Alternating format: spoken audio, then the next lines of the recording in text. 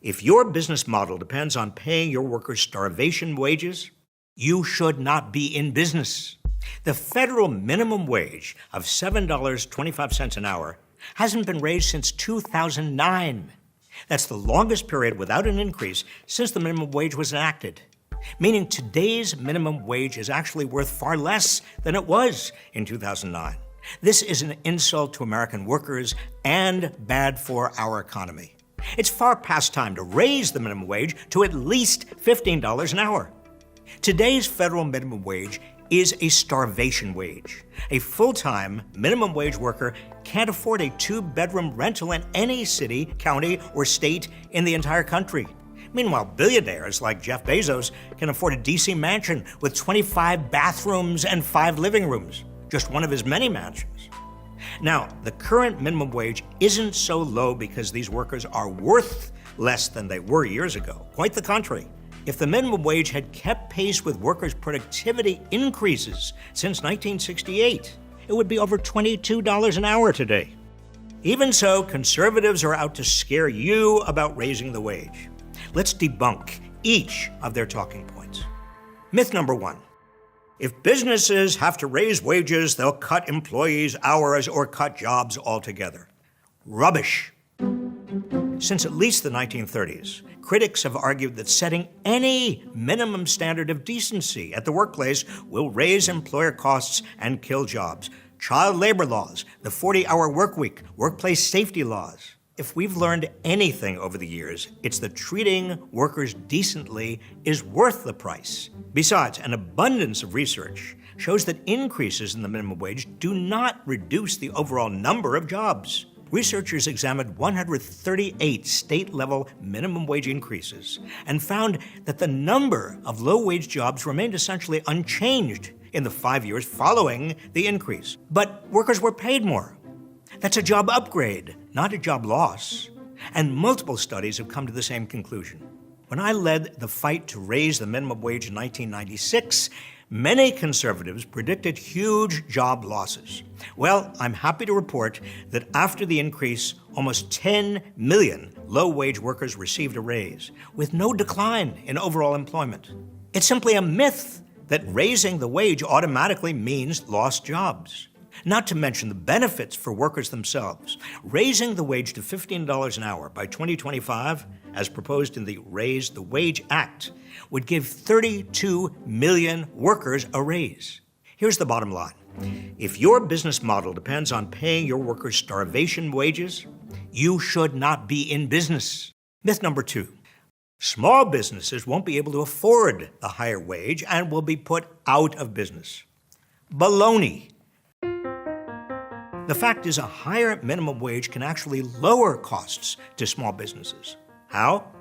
Well, for starters, a higher minimum wage attracts more potential workers into the labor force, thereby giving employers more choice of whom to hire. This leads to higher productivity and better service. Better service means more satisfied clients and customers. Higher paid workers are also more likely to stick around, saving businesses the hefty costs that come with recruiting, hiring, and training new workers. A study of the San Francisco airport confirms this. Researchers found that following a wage increase, a majority of workers who received a raise improved their overall performance. The higher wages even led to shorter airport lines. Researchers also found that employee turnover declined by 34%. Saving an estimated $6.6 million a year. Smart business owners understand this. Henry Ford, after introducing the $5 day in 1914, when typical industry wages were less than half that, called it his best cost-cutting strategy because of the productivity boost that followed. Myth number 3. If the minimum wage is raised, prices for everything will skyrocket and lead to widespread inflation. Wrong again. Researchers have found that for every 10% increase in the minimum wage, prices increase by less than 0.5%. And it's a temporary price increase, occurring only in the month the wage hike goes into effect.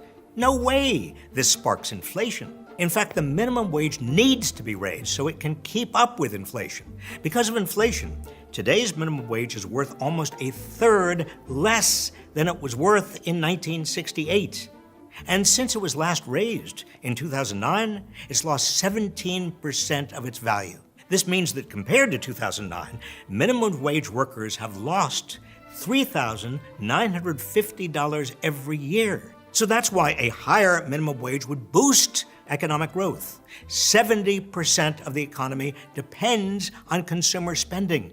So more money in people's pockets means they can spend more on the goods and services that keep the economy going. Oh, and raising the minimum wage would reduce the amount of money taxpayers spend on public assistance that families need because their breadwinners don't make enough to live on. It's estimated that nearly half of federal minimum wage workers' families are enrolled in at least one safety net program, costing the public $107 billion every year. That's right. Our tax dollars are subsidizing corporations that don't pay a living wage. Myth number 4. Most minimum wage workers are teenagers making some extra money on the side. They don't need a wage increase. More rubbish.